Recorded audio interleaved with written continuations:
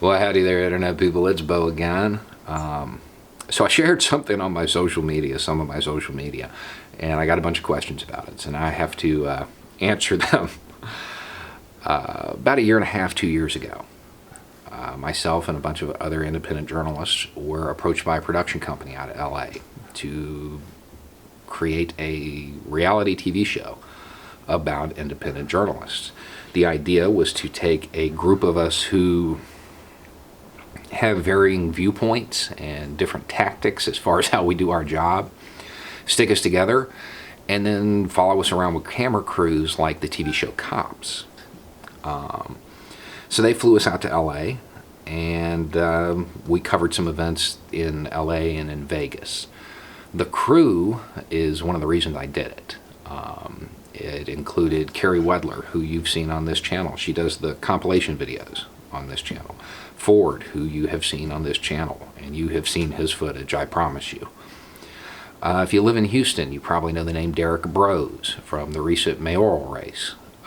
Fun fact, he's an independent journalist. If you watch the clip that I'll link below, you'll get to see him with long flowing hair like Fabio.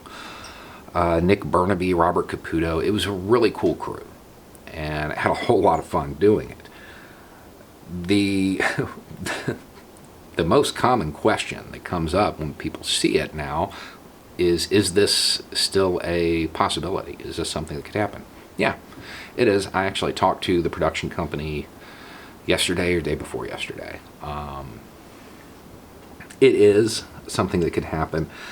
The reason that it is a hard sell for them is the reason it's so important that if not this project, one similar to it happens. Most major media companies have a news component of their own, profiling independent journalists who have a really nasty habit of destroying corporate news narratives. That's a hard sell. That's hard to convince any normal TV station to, well, here, put this show on that's gonna just completely disrupt your news, your news component. But as polarized as the debate is in the United States, a group of people out there shattering narratives and breaking narratives is more important than ever. The project is still something that I really support, and I really hope that if not this one similar to it, takes off. It's something this country desperately needs. Most people watching this, you guys probably follow independent journalists on YouTube or Twitter or Facebook, wherever. There's a whole bunch of people who don't. So they never get those narratives shattered. They never get to see them broke. And that leads to a lack of nuance in all of the debates and discussions in this country. Now, to some of the less important questions, yeah, Bo's a nickname. Yes, I did, quote, church up to be on TV. I trimmed my beard.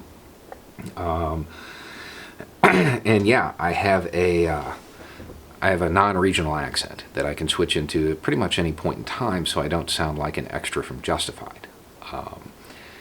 It's very useful when you're doing interviews with people who might think that people from the South are stupid. So you don't want to let on the accent. People have asked how you do it. People from the South are like, wow, I wish I could do that. It's just like a foreign language. You can learn it. You just have to practice it.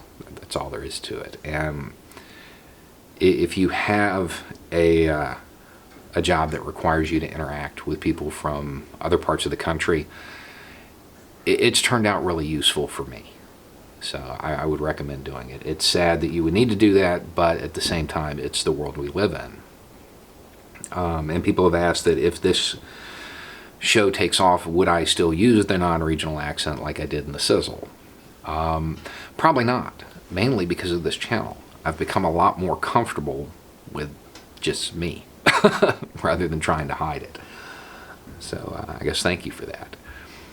If you do watch the clip, I highly recommend you stick around to the part where Derek gets shot. I've seen that clip 100 times and I laugh every time because that is independent journalism in a nutshell right there. Anyway, it's just a thought. Y'all have a good night.